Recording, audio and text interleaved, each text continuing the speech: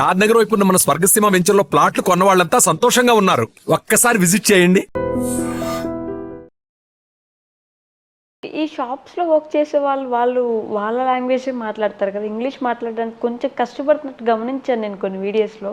ఏం ఉండదండి, 99% ఉండదు. ఓకే, వాళ్ళ లాంగ్వేజ్ మాట్లాడినా మనం మళ్ళీ మనకి అంటే కూరగాయలు వాళ్ళ దగ్గరే తప్పితే మామూలు షాపులకి వెళ్తే మీకు ఆ ప్రాబ్లం రాదు. ఓకే, కూరగాయల దగ్గరికి వెళ్ళినప్పుడు మేము ట్రై చేస్తాం.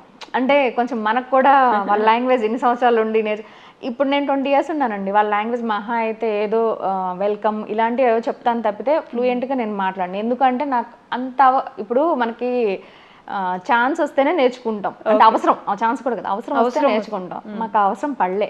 ఓకే, ఇది ఒక 2-3 పదాలు చెప్పండి, మీరు ఏం నేర్చుకున్నారు? కరీబు అంటే అంటే వెల్కమ్ అని, కరీబు అంటే వెల్కమ్, కరీబు. అసాంటే అంటే థ్యాంక్స్ అని. అసాంటే మ్యాండేటరీ వర్డ్స్ నేర్చుకున్నారు.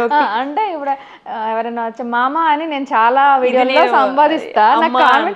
నాకు కామెంట్స్ దాని మీద వస్తాయి. మీ మామనా, జెంట్స్ ఆ లేడీస్ అని కాదు, మామ అంటే అమ్మ అని అర్థం అనమాట అక్కడ లాంగ్వేజ్ లో. అది ఎవరినైనా మామ అని ఎవరినైనా, నన్ను మా పనమ్మాయి మామ అనే పిలుస్తుంది, నేను మామనే పిలుస్తాను తన్ని. అలా. సార్ అయితే, అదే అబ్బాయిలు అయితే బాబా అంటారు. బాబా, బాబా మన దగ్గర కూడా అంటారు యాక్చువల్లీ. బాబా అంటే మన దగ్గర నాన్న అని అర్థము. అంతే, వాళ్ళకి కూడా అంతే. ఇంకెక్కువ కావాలంటే రఫీకి అంటారు. రఫీకి అంటే ఫ్రెండ్. రఫీకి రాఫికి అని మన దగ్గర ఇప్పుడు కొత్తవి స్టార్ట్ చేశారు. ఈ మధ్య ఆఫ్రికా రీల్ కూడా చేస్తున్నారు కదా, చాలా మంది. రీల్ ఫేమస్ అయింది కదా. సో ఎడ్యుకేషన్ వైజ్ మంచి ఎడ్యుకేషన్ ఉంటుంది. క్వాలిటీ ఆఫ్ ఎడ్యుకేషన్ ఎలా ఉంటుంది అనుకోవచ్చు? బాగుంటుందండి, బాగుంటుంది. ఎడ్యుకేషన్ పిల్లలకి అంటే రుద్దరు, రైట్ అంటే బాగా రుద్దరు. ఇది చదవాలి, ఇది అలా ఉండదు. ప్రాక్టికల్గా చెప్తారు. ఓకే, ఫర్ ఎగ్జాంపుల్ ఏబిసిడీలు చెప్పాలనుకోండి, ఆ బా కా అలా చెప్తారనమాట. ఏని ఆ అని, బీని బా అని, సిని కా అని అలా అలా చెప్తారు. చిన్నప్పుడు మా పిల్లలు చదువుకునేటప్పుడు నేను ఒక టీచర్ని పెట్టి నేర్చుకునేదాన్ని. అంటే మనకు తెలియదు కదా, అలాగా వాళ్ళని పెట్టుకుని. యాక్చువల్లీ ఇప్పుడు మనకు ఉందా సిస్టమ్? ఇప్పుడు చాలా మారింది మనకి. ఇప్పుడు ఎవ్వరు అంత ఫోర్స్ చేయట్లేదు పిల్లల్ని కూడా. ఆర్ట్ లో అంతా తీసుకొస్తానని చూశాను. ఫస్ట్ లో మేము చదువుకునేటప్పుడు కూడా ఇన్నే మార్క్స్ రావాలి, ఇలాగే రావాలి అని చెప్పేవాళ్ళు. అక్కడ అలా ఉండదు. అలా ఉంటుంది అసలు. టీచర్స్కి మనం వెళ్ళి ఒకవేళ అడిగితే ఏంటి మా అమ్మాయి సరిగ్గా చదువుతుందంటే, మీరు ఎందుకు టెన్షన్ పడతారు, వాళ్ళు నెమ్మదిగా చదువుతారు అని మనకి ఎక్కువ క్లాస్ పీకి పంపిస్తారు. ఓకే, ఇంటర్నేషనల్ టీచర్స్ ఉంటారా అక్కడ? లోకల్ టీచర్స్ మామూలుగా మనకి ఇండియా నుంచి వెళ్ళిన వాళ్ళు కూడా చెప్తుంటారు. ఓకే, మన ఇండియన్సే స్కూల్ పెట్టున్నారు. ఓకే, కెన్యన్ స్కూల్ ఉంటుంది. ఇండియన్స్ ఈ గుజరాతీ వాళ్ళు పెట్టున్నారండి, ఓష్వాల్ అని చెప్పి, హిండోలి అని, ఓష్వాల్ అని, ప్రీమియర్ అని చెప్పి, ఇలా చాలా ఉన్నాయి. ఓకే, ఫ్యాకల్టీ బాగానే ఉంటుంది. క్వాలిటీ ఆఫ్ ఎడ్యుకేషన్ బాగుంటుంది. పిల్లలకి అర్థమయ్యేలాగా. ఇది ఏమంటారు, రుద్దుడు కార్యక్రమం కాకుండా మనం ఇది వాడతాం, బట్టి విధానం. ఎస్, బట్టి విధానం ఉండదు. ఇంకొకటి ఇదే చెయ్యాలి అని ఫోర్స్ కూడా చెయ్యరని నేను అనుకుంటున్నా. వాళ్ళైతే చెయ్యరు. ఓకే, చేస్తే గిస్తే పేరెంట్స్ చేయాల్సిందే తప్పితే ఇదే చదవాలని చెప్పరు. 10th రాగానే వాళ్ళకి చక్కగా ఎడ్యుకేట్ చేస్తారనమాట. ఈ కోర్సులో ఇలా ఉంటుంది, ఇలా ఉంటుంది, ఎక్స్ప్లెయిన్ చేస్తారు. దాని తర్వాత పిల్లలకి ఇష్టం, వాళ్ళు ఇష్టం వచ్చిన సబ్జెక్ట్ తీసుకొని వాళ్ళలో వెళ్తారు. ఓకే, నేను ఇక్కడ చాలా సంవత్సరాలు అయిపోయిందిగా, పెద్ద తెలియదులేండి నాకు ఇక్కడ ఎడ్యుకేషన్ ఎలా ఉందనేది. అక్కడైతే అలా ఉంది ప్రెసెంట్. హైయర్ స్టడీస్ కూడా బాగానే ఉంటాయా? బాగానే ఉంటాయి. జాబ్ అక్కడే చేసుకోవడానికి. అకౌంట్స్కి అయితే బాగుంటుందండి. ఓకే, ఈ సాఫ్ట్వేర్ వాళ్ళకి కొంచెం తక్కువే.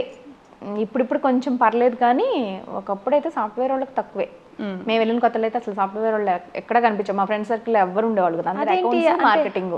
అంటే అసలు అక్కడ సాఫ్ట్వేర్ ఆఫీస్లో ఎంఎన్సీ కంపెనీస్ ఏం లేవా? నాకు ఐడియా లేదు. ఎంఎన్సీ అంటే ఇదే మనకి టాటా వీళ్ళు ఆఫీస్ అంటే ఉన్నవి, సఫారీ ఇవన్నీ ఉంటాయి, కానీ ఎక్కువ క్రూ అయితే ఉండదు. ఇప్పుడు ఇండియా నుంచే వాళ్ళు తీసుకెళ్తారు అనమాట. తీసుకెళ్ళినా ఇండియా వాళ్ళే వస్తారు, కానీ అక్కడ వాళ్ళు సాఫ్ట్వేర్ చేసినట్టయితే నాకు తెలియదు. ప్లస్ రిక్రూట్మెంట్ కూడా ఉండదు అనుకుంటున్నాను నేను. అంటే ఉండదు కాదు, ఎక్కువ ఉండదు. మరి అకౌంటెంట్స్ కిందకి ఎక్కువ జాబ్స్ ఉన్నాయి. అకౌంట్స్కి మాత్రం అక్కడ కంపెనీస్ ఎక్కువ ఉంటాయి కదా, దానివల్ల ఏమో అకౌంట్స్ బాగానే ఉంటుంది. బిజినెస్ పరంగా ఎక్కువ ఇప్పుడు డెవలప్ అవుతుంది బిజినెస్ కూడా. ఓకే, ఒకప్పుడు వీళ్ళందరూ కొంచెం తక్కువే చదువులు అవి, ఎంతవరకు అంటే అంటే డిగ్రీ వరకు ఉండేదేమో మరి. ఇప్పుడైతే మాత్రం లోకల్ వాళ్ళనే ఎక్కువ ప్రిఫర్ చేస్తున్నాం. ఎందుకంటే ఫస్ట్ ఆఫ్ ఆల్ ఈ పర్మిట్లు ఇవి తీసుకోలేక చాలా ఎక్స్పెన్సివ్ అయిపోయింది పర్మిట్ అంతా. ఓకే, వాళ్ళ కాస్ట్ ఆఫ్ లివింగ్ గురించి తెలుసుకోవాలని మాకు కూడా ఇంట్రెస్ట్ ఉంటుంది. అంటే మన దాన్ని బట్టి ఎప్పుడు ఒక ఇంట్రెస్ట్ ఉంటుంది, వాళ్ళు ఎలా ఉంటున్నారు, వాళ్ళ కాస్ట్ ఆఫ్ లివింగ్ ఏంటి, వాళ్ళ కల్చర్ ఏంటి, వాళ్ళ ఫుడ్ ఏంటి, ఇలాంటి క్వశ్చన్స్ ఎప్పుడు ఉంటాయి కదా. సో కాస్ట్ ఆఫ్ లివింగ్ ఎలా ఉంటుంది? కాస్ట్ ఆఫ్ లివింగ్ చాలా మంది నాకు కూడా మెసేజ్లు అడుగుతుంటారు. ఓకే, మీ ద్వారా ఇప్పుడు చెప్పేస్తా. ఓకే. కాస్ట్ ఆఫ్ లివింగ్ ఇక్కడికి ఒకప్పుడు నేను వెళ్ళిన కొత్తల్లో అయితే కంపేర్ చేసి ఎందుకు చెప్తున్నానంటే అప్పుడు ఎక్కువే ఉండేది. ఓకే, ఆ ఒపీనియన్లోనే ఉన్నారు అందరూ. ప్రెసెంట్ మారింది అని చెప్పడం కోసం నేను కంపేర్ చేస్తాను, నేను అప్పటికి ఇప్పటికి అనేది. అప్పుడు కొంచెం ఎక్కువే అనిపించేది. వచ్చినప్పుడు అటు ఇటు ట్రావెల్ చేస్తాం కదా, ప్రతిదీ ఇక్కడి నుంచి కొనుక్కెళ్ళేవాళ్ళం, సోప్స్ తో సహా. మైసూర్ శాండల్ సోప్ ఇక్కడి నుంచే కొనుక్కొని తీసుకెళ్లేవాళ్ళం అన్నమాట. ఎందుకు అక్కడ సోప్ లేదా? ఉంటాయి, ఎక్స్పెన్సివ్, ఎందుకంటే ఎక్స్పోర్ట్ చేస్తారు కదా, ఇంపోర్ట్ చేసి చేస్తారు కదా. ఇక్కడ మనకి ఒక 45 రూపీస్ ఉన్న సోప్ అక్కడ ఎంత కాస్ట్ ఉంటుంది? 45 ఉన్నది. అప్పట్లో అయితే బాగానే మీకు ఒక ఇక్కడ రూపీస్లో చెప్పడానికి ట్రై చేస్తాను, 200 దాకా ఉంటుంది. 150-200 దాకా ఉండేది. 45 రూపీస్ ఉన్న సోపు, అమ్మ బాబాయ్, చాలా ఎక్కువ కాస్ట్ కదా. అలాగా అంటే ఆ చిన్న ఐటమ్స్ మీద కొంచెం ఎక్కువే ఉంటుంది, పెద్ద పెద్ద ఐటమ్స్ మీద మళ్ళీ నాకేం పెద్ద డిఫరెన్స్ అనిపించదు. ఓకే, ఎలా ఫర్ ఎగ్జాంపుల్ చెప్పాలి, ఇప్పుడు ఇక్కడ ఆనియన్స్ ఒక్కసారి చూస్తుంటాను, అంటే ఆన్లైన్లో చూసినప్పుడు ప్రైసెస్ తెలుస్తుంటాయి కదా మనకి. ఆనియన్స్ మాకు వెజిటేబుల్స్ అవి చెప్పాలి అంటే ఫ్రెష్ దొరుకుతాయి, ఎందుకంటే మేము తక్కువ మంది కాబట్టి. ఓకే, తినేవాళ్ళు తక్కువ మంది, వాళ్ళు మన వెజిటేబుల్స్ ఏమి అన్ని తినరు, ఒక్క అరటికాయ అలాంటివి తింటారు. అరటికాయ వెజిటేబుల్ కూడా అంటే అది రా అలాగా అరటికాయ, క్యాబేజీ అలాంటి చాలా లిమిటెడ్ తింటారు అన్నమాట.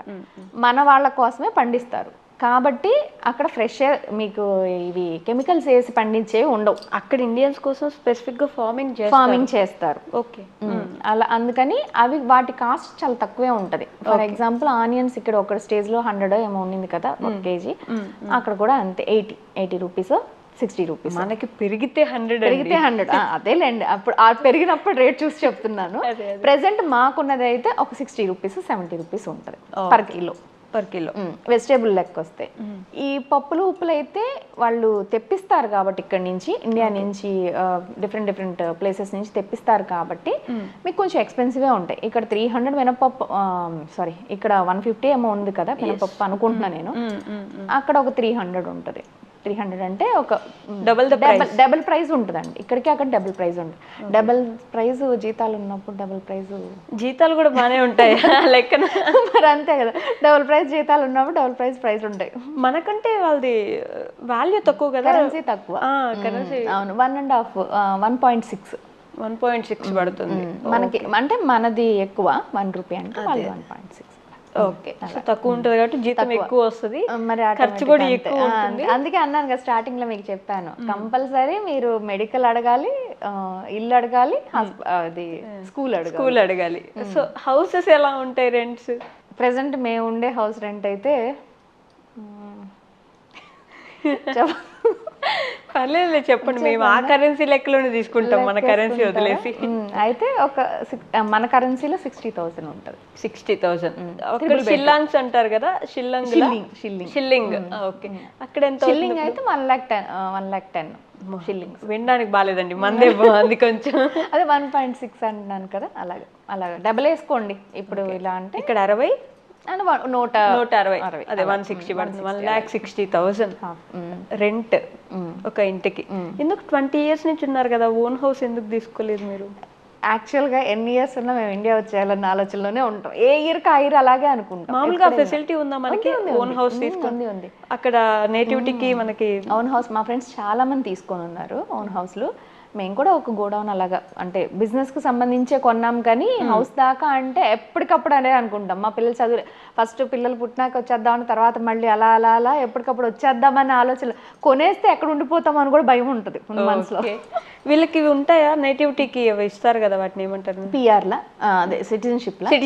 ఎగ్జాక్ట్లీ, సిటిజన్షిప్ ఉంటుంది. మా పిల్లలిద్దరికి పిఆర్ ఉంది, మా ఇంట్లో అందరికీ ఉంది. ఓకే, నేను చైనా నుంచి వచ్చిన ఒక వ్యక్తిని ఇంటర్వ్యూ చేస్తే, నువ్వు ఎన్ని సంవత్సరాలైనా ఉండు కానీ నీ దేశానికి నువ్వు వెళ్ళిపోవాల్సిందే, సిటిజన్షిప్ మాత్రం. వాళ్ళ పిల్లలు అక్కడే పుట్టినా కూడా సిటిజన్షిప్ లేదు అక్కడ వాళ్ళకి. మాకుంది సిటిజన్షిప్ ఇస్తారు. చాలా మంది అయితే మా ఆఫీస్ లో ఒక ఆయన వర్క్ చేస్తారు. ఆయన అయితే పంజాబీ అనుకుంటా కదా, పంజాబీయే. అయితే ఆయన అయితే అసలు వాళ్ళ 4 fathers అక్కడే ఉన్నారు. 4 fathers? ఆయనకి ఇండియా అంటే ఏదో అలాగా తెలుసు అంతే.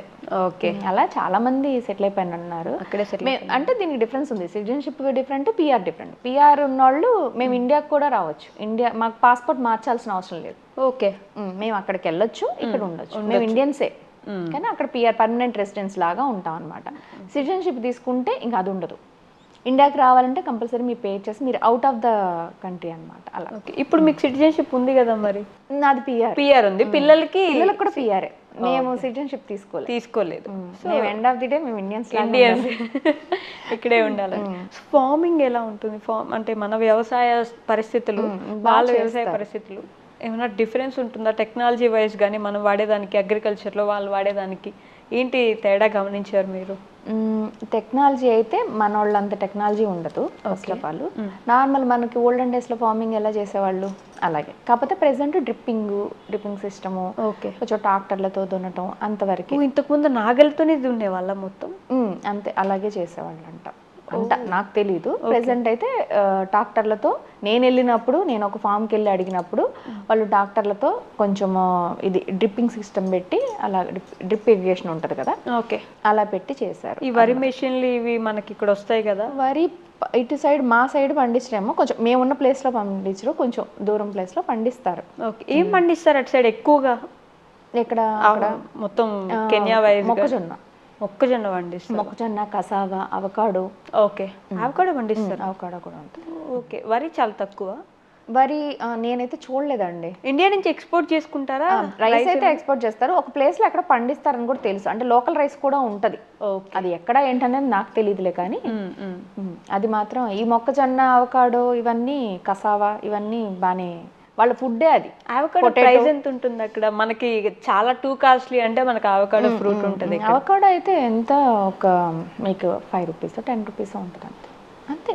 5-10 రూపీస్. మరి అది అక్కడే పండుద్ది కదా, మనకి చాలా స్టేట్స్ తెలుసా మీకు ఇక్కడ ఎంత ఉందో కాస్ట్? అసలు నేను చూడలేదు ఇక్కడ అవకాడో ఉందని చెప్పారులే కానీ చూడలేదు.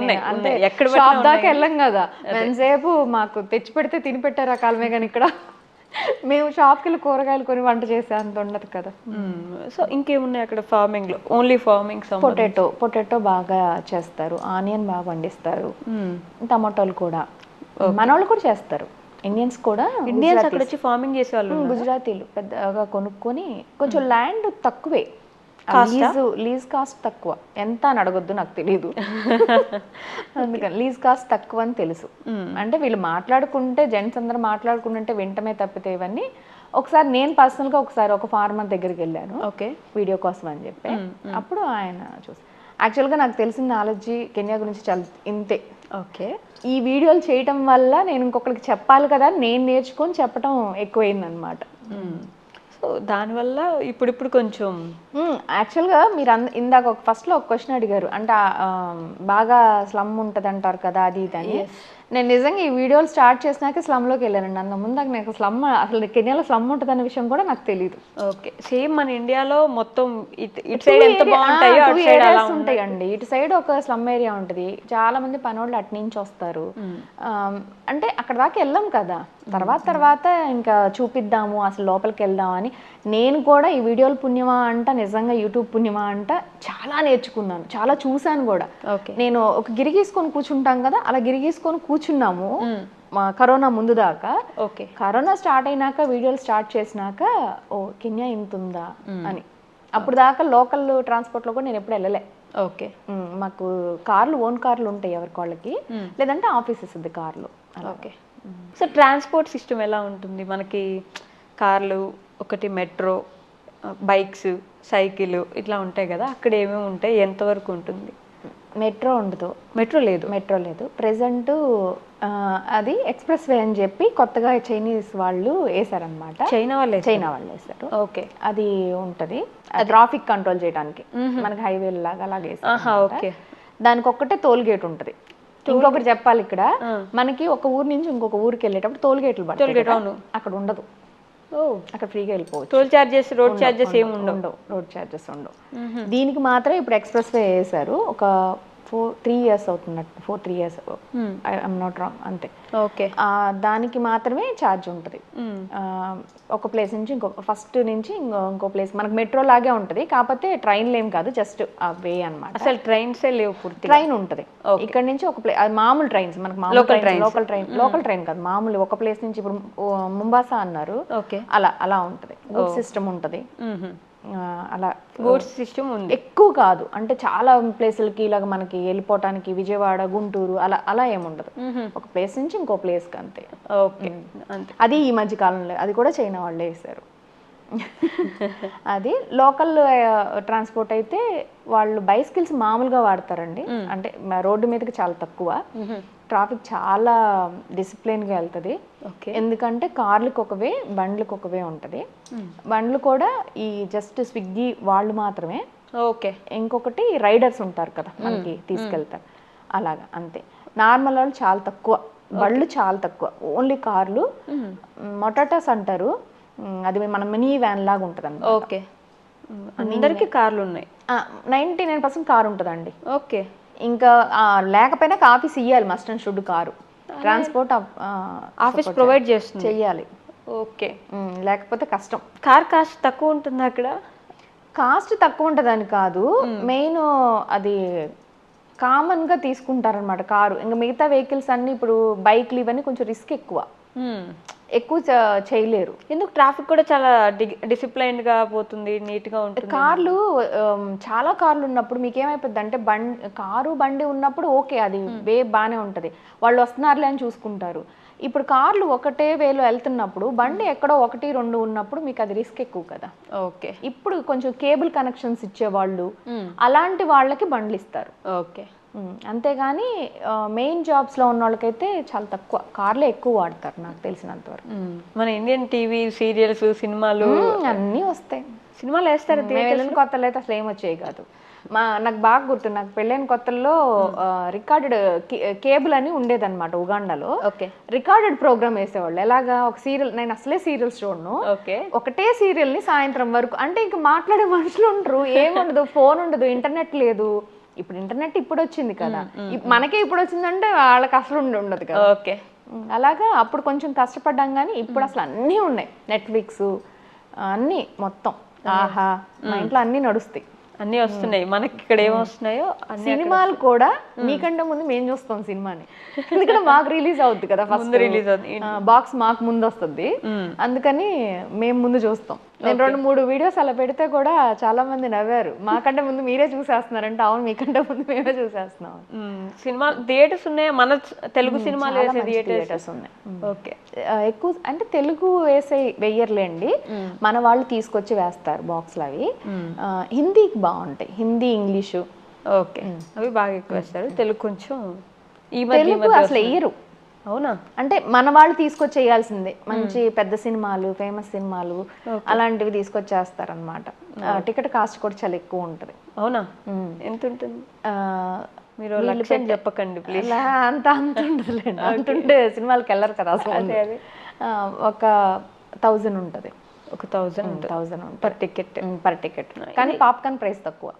అదేంటి మళ్ళీ? ఎందుకు అలా చెప్తున్నాను అంటే ఇక్కడ కూడా సినిమాలు చూస్తుంటాను కదా నేను, ఇక్కడ టికెట్ ప్రైస్ కన్నా పాప్కార్న్ ప్రైస్ ఎక్కువ ఉంటుంది, అందుకని చెప్తున్నాను అనమాట. పాప్కార్న్ ప్రైస్ చాలా తక్కువ ఉంటుంది, అండ్ 50 shillings కింద పెద్దది ఇస్తారు చక్కగా. 50 rupees కి 50 rupees కింద ఇస్తారు, కాబట్టి తక్కువే కదా మరి. అప్పుడు సరిపోయింది కదా, టికెట్ ప్రైస్ ఎక్కువైనా వాటర్ కూడా మనం తీసుకెళ్ళొచ్చు. ఇక్కడ థియేటర్స్ లో అలా ఉండదు, అందుకే అంటున్నాను, వాటర్ మనం తీసుకొచ్చి అక్కడ కవర్ చేయొచ్చు అనమాట. 1000 ఇక్కడ కవర్ చేయొచ్చు, కవర్ అయిపోతాయి. సినిమాలు కూడా చూస్తారు అయితే? పర్లేదు, బాగానే చూస్తాం. తెలుగు సినిమాలు అంటే బాగా చూస్తాం. అందులో అందరూ అప్పుడే మీట్ అవుతాం కదా, తెలుగు వాళ్ళు అందరం మీట్ అయ్యే అడ్డాగా. ఓకే. క్వాలిటీ ఆఫ్ ఎడ్యుకేషన్ ఎలా ఉంటుంది పిల్లలకి? మీరు మీ పిల్లల్ని అక్కడే చదివిస్తున్నారు కదా, చదివించి ఉంటారు కూడా. చదువుతున్నారు వాళ్ళు. అదే, ఎడ్యుకేషన్ ఎలా ఉంటుంది వాళ్ళకి? మనకి ఇక్కడ ఉన్నంత ఎడ్యుకేషన్ బాగుంటుందా, లేకపోతే కొంచెం పర్లేదు అలా ఉంటుందా? అంటే ఎడ్యుకేషన్ ఇండియానే బాగుంటుంది.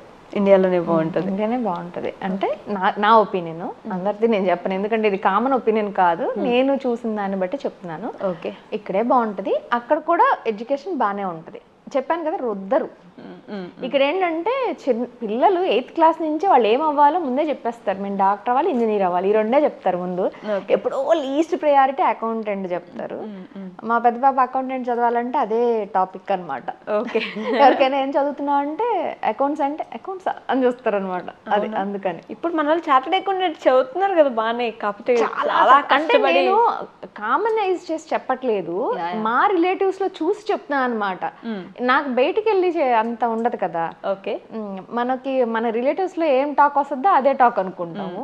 రిలేటివ్స్ లో ఏంటంటే ఎవరు చూసినా బీటెక్ బీటెక్ అంటారు.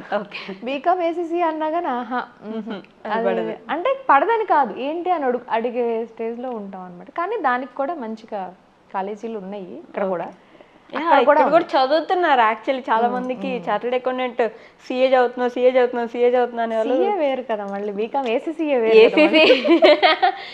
సిఏ అంటే మళ్ళీ పైన చూస్తారు బాగా, అది మంచి రెస్పెక్ట్ కదా. బీకామ్ అంటే ఏం పెద్ద లెక్క ఉండదు కదా, అది అలా. Okay. Education wise BTech doctor కంటే అకౌంట్స్కి ఎక్కువ ప్రిఫరెన్స్ ఉంది అక్కడ. డాక్టర్ వాళ్ళు అయితే అంత ఎడ్యుకేషన్ సూపర్ అని ఏం చెప్పం మేము. ఓకే. ఇంజనీరింగ్ ఏమో తెలియదు, నాకు ఐడియా లేదు. అకౌంట్స్కి బాగుంటాయి. మీ ఇద్దరు పిల్లలు అకౌంట్సేనా అని అనుకుంటున్నాం. మా పెద్దమ్మాయి అక్కడ చదవనంటుంది, ఇక్కడే చదువుతానంటుంది. ఓ. అమ్మాయికి ఇండియా అంటే బాగా ఇష్టం, అందుకని ఇక్కడే చదువుతానంటే చూడాలి. ఇంకా చూడాలా, ఇక్కడ పంపించేస్తారా? అప్పుడు మోస్ట్లీ పంపిస్తాం, నెక్స్ట్ ఇయర్కి పంపిస్తాం. సో చిన్న పాప మాత్రం ఇంకా ఆమె ఇంకా చిన్నది కదా, ఇంకా అంత డెసిషన్ రాలా. మోస్ట్లీ ఎలా ఉంటుందంటే 10th 9th వచ్చేటట్టయితే 8thకే వచ్చేస్తారు. ఇక్కడే చదివేద్దామంటే 8th క్లాస్ అప్పుడే వచ్చేస్తారు. ఎందుకంటే ఈ ఎన్ఆర్ఐ స్టూడెంట్స్ అని పడిపోతే అందుకని 8thకి వస్తారు. కాదు కూడదంటే ఇంటర్మీడియట్ అయిపోయినాక. మనకి ఇక్కడ ఇంటర్మీడియట్ 2 years, అక్కడ 3 years ఉంటుంది. 3 years. 10th లెక్క కాదు వాళ్ళకి, 11th 11 10 11 12 అని చదువుతారు. 11 వాళ్ళకి బోర్డ్ ఎగ్జామ్స్ ఉంటాయి. 10th బోర్డ్ ఎగ్జామ్ తీసుకోదు, 11 బోర్డ్ ఎగ్జామ్ గా తీసుకుంటారు. సో 12 13 ఇంటర్ అవుతుంది. అవును. ఓకే. 3 years inter. అందుకని ఇంటర్ ఒక 1 year వేస్ట్ అవుతుంది అక్కడ జనరల్ గా. అందుకని చాలా మంది ఏంటంటే 8thకే వచ్చేసేసి ఇక్కడ చదువుతారు. కాదు అంటే అలా. ఓకే. సో ఎడ్యుకేషన్ మన దగ్గరే కొంచెం మందే టాప్. అంత ప్రపంచం మొత్తంలో నేనైతే హానెస్ట్ గా చెప్పగలను, మందే టాప్. మిగతా వాళ్ళు ఏమనుకున్నారు, నా దృష్టిలో అది కూడా చెప్తున్నా, నా దృష్టిలో మందే టాప్. ఇండియానే ఎడ్యుకేషన్ వైజ్ అయితే మనమే టాప్. మనమే టాప్.